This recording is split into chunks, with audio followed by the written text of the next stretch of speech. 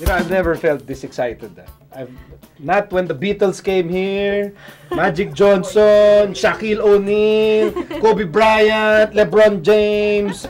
Dami na pala nag-guest, ha? Engelbert Humperdinck, lahat yan. Nothing can match the excitement I'm experiencing right now. Ano ba? Bakit? Bakit? Kasi nandito ang national pambansang enforcer. Yan! Teka lang. Bakit? Naalala mo ba last week? Anong meron? May nagsabi dito, nakaupo dito si Pam Insanity. Anong meron? Meron daw magbibigay ng hug, nag-sample pa na si Carlo daw kunwari, si Big Bo. Ay, tama! Ba't di natin makita? Tama yan. Kasi Bo, sinabi namin nung last episode dahil ang daming mga kababayan natin na tontuwa sa iyo no? Natutuwa sa dedication mo, sacrifice mo, no? Your love of country, no? Kaya dapat bigyan ka ng hug. Yan. On behalf of the nation. Yan. Siyempre, ang pambansa. ito nga, alam nga naman ako bigyan ng hug si Dag.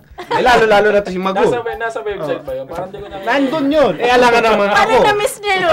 Hindi kita abot, Hindi kita abot. Di ba pinanood natin isang gabi kaya ka nga nakumbinsin pumunta dito? So, on behalf of the Philippines, to show our gratitude sa serbisyo. Hindi kaya mag-away kami ni Malyari niya? Hindi na ba siya seloso? Okay lang ha? Andali. Pala sa'yo. Andali, Dag. Kaya Malyari ka natatakot o kay Queenie? Yun lang. Wala, pag nanahimik. So, ito na. This is history, okay? Ilabas nyo na yung mga cellphone nyo. Okay? Insta video. This is history. No? So, on behalf of the Filipino people, we are now giving you a for the win hug of eternal gratitude. 3, Go. 2, 1. Yun! Mahina yung photographer ko, mahina. Ayan. Send to all na lang yan. Pwede ito. Lalagay mo sa Facebook to. Tsaka sa internet chat. Sa Friendster lagi mo. Sa Friendster lalagay mo. Teka, tayo mo natin yung cellphone. Mamagal si Ceres. Hindi, for the ano naman yan. Simpatsya ng mga tao dahil para sa amin ikaw 12 man. Love yata. Pero alam mo, hindi nanonood na po si Alex. ay di bali, padadala ko ng DVD para mapanood niya. So Miyaka, sa palagay mo, bakit deserving si Bo na mabigyan ng for the win hug? Feeling ko talaga, Blush. talent-wise, he deserves it more. Yan, you know. Tsaka mas madami siyang magagawa doon, mas madaming position yung pwede niyang ilaro doon sa team. Kaya siya talaga yung deserving dapat. Ito mo, Yeah. nangangampanya pa para sa'yo. Ibang klase. Hindi pa huli ang lahat! Sa Thursday pa magsisimula ang Viva! Bo, ikaw ba, nakakagulat ba itong parang pagmamahal sa'yo na? Kasi dati binubo ka lang eh. Hindi kami kasama sa mga nagbubo sa'yo. Baka yung Nebra pa rin magbubo pa rin. Ito. Si Miko nagbubo, si Miko. Ano ka, ikaw pinakamalakas mambuo! Ito po! Magagawa tayo ng space yan. Mamayahag ko din siya. Excuse me, kahit holder ako ng extra rice, paano ako magbubo? So, nakakagulat ba na yun, nagsinichir pa yung pangalan mo, ang dami nagdadasal na sana, yun, makapaglaro ka, ganyan, nakakagulat ba? Hindi, yung ano lang, yung first time na nalaman ko na ako yung nakat. Kasi, ano yun nangyari yun, nag-one-on-one kami ni Coach Shot sa New Zealand. Tapos, sinabi niya sa akin na ako nga yung na final cut. Tapos, siguro mga 2 PM dun sa New Zealand, nag-tweet siya na parang sinabi niya na ako yung nakat. And sinagot ko siya ng salamat din coach. Yun lang siya sinagot ko. Tapos pagtingin ko nung sa mentions, ang dami yung nagsasabi. Pati si Idol Carlo nandun. Tapos ang ano ko sa kanya, yung dumami bigla yung followers.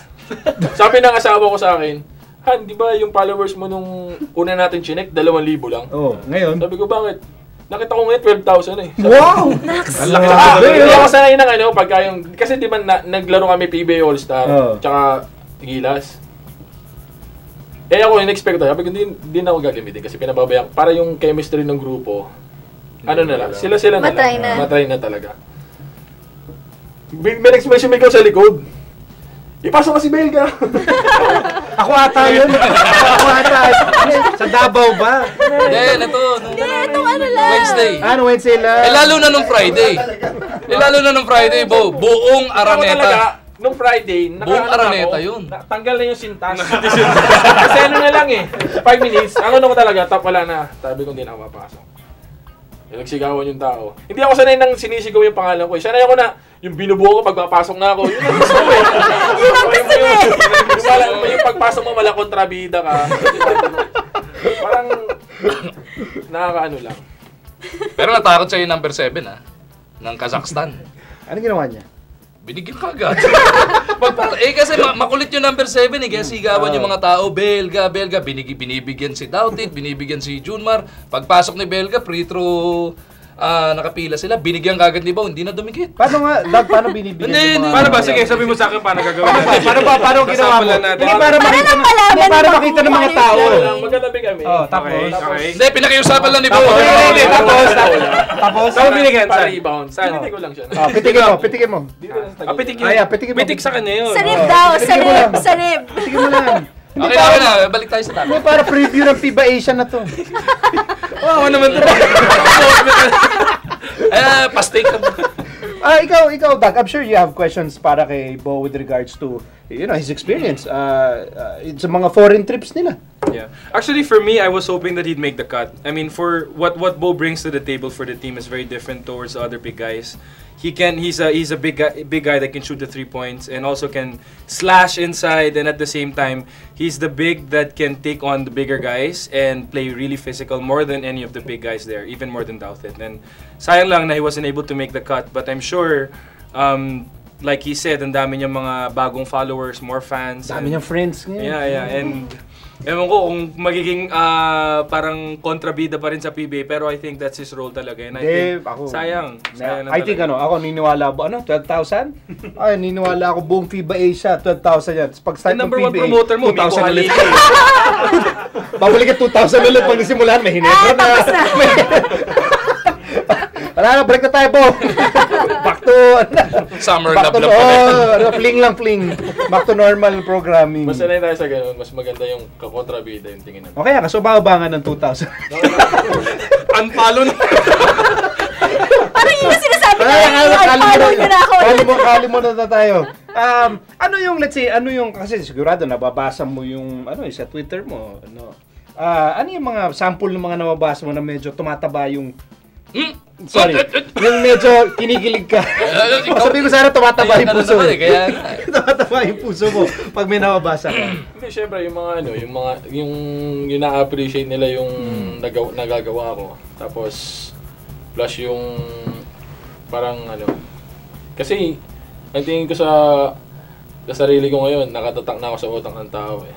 Parang si Bo Belga naging part ng Gilas, tinanggap niya na maluwag sa kanya. Ako naman kasi sabi ko from the start nung pasok ko sa Gilas, sabi ko, hindi ako nag-expect na malay na pa ako or whatever. Sabi ko, kung talagang para sa akin, sabi ko. Saka sabi ko, ano pa naman ako, bata pa naman ako. Hindi, para sa'yo talaga eh. Hindi pa muli ang lahat. Grabe to.